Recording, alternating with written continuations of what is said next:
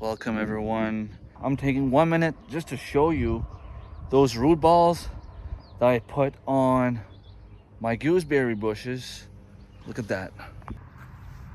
So I just removed the aluminum tin foil just to see, and I can already see roots.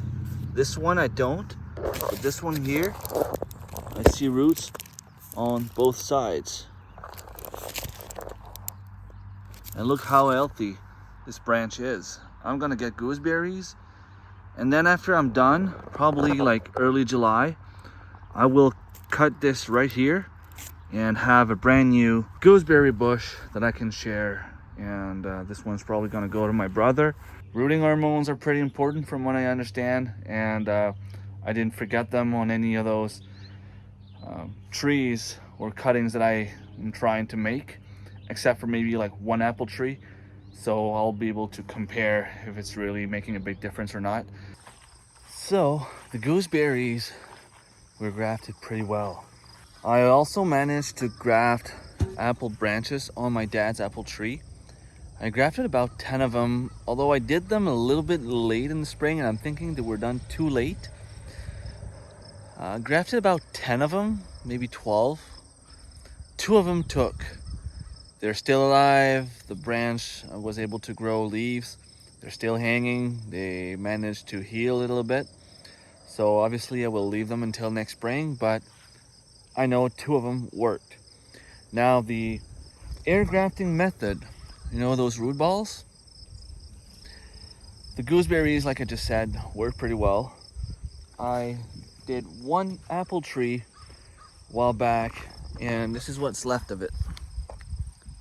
Which means I doubt it worked. I will leave it there until spring. Who knows? Maybe the roots are still working. Maybe there's something that's gonna come up. Maybe the top is dying, but the root system is still kicking. Now, those 2, I didn't plan on bringing them at home right away. But this one here, you probably can't see on the camera. But I do see, right there you can see the little white spot. That's a little root forming in the ball. So I will plant that. Not sure where I should put it though, because I want to have something next to it to hold it straight. So I'm gonna have to put a rebar. It doesn't need to hold strong, as long as it can hold the tree up. This one here, I mean, obviously we can't see through it. We don't know if it's gonna work or not. It seems like it's trying to open up. So something's been pushing from the inside. If you look on the sides there, it looks like the bark is trying, like was popped up a little bit. Even on the top here, I don't know if you can even see. I don't think there's any way for me to show you. Let's just open them and stop talking. So here's the first one. There are some tiny roots, even some life. It's still humid. I don't know if there's anything I'm doing wrong, but look at this. Definitely something happened. I will keep that in the soil and put it in the ground, like not like this. Obviously I'll remove the plastic, but I'll try to put the soil around it. I'm gonna have to give it a lot of water, and I'm gonna go get some compost and put some compost around it. So far, the apple air grafting were complete failures. Let's check the last one and see how that one does. It's supposed to take 2 months.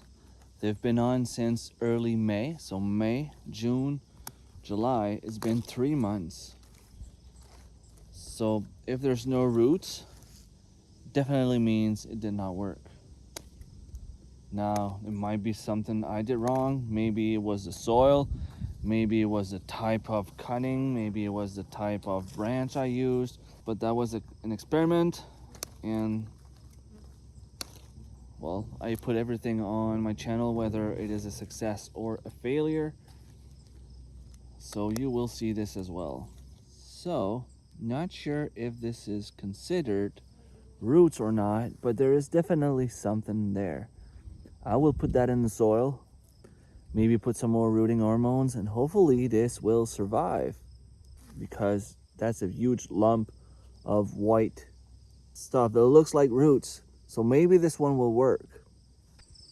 Well, a few things to remember.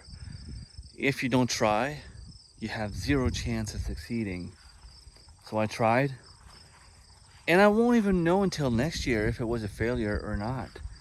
The trees are in the ground. There was some roots on them, maybe not enough, but I was always told that as long as you have one tiny hair of roots, that's enough to help the tree survive. And I've seen the proof, and I will walk there while talking to you and show you.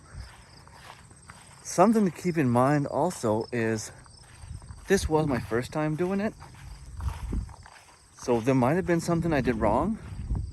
But there's also the fact that we've had a very, very, very warm summer.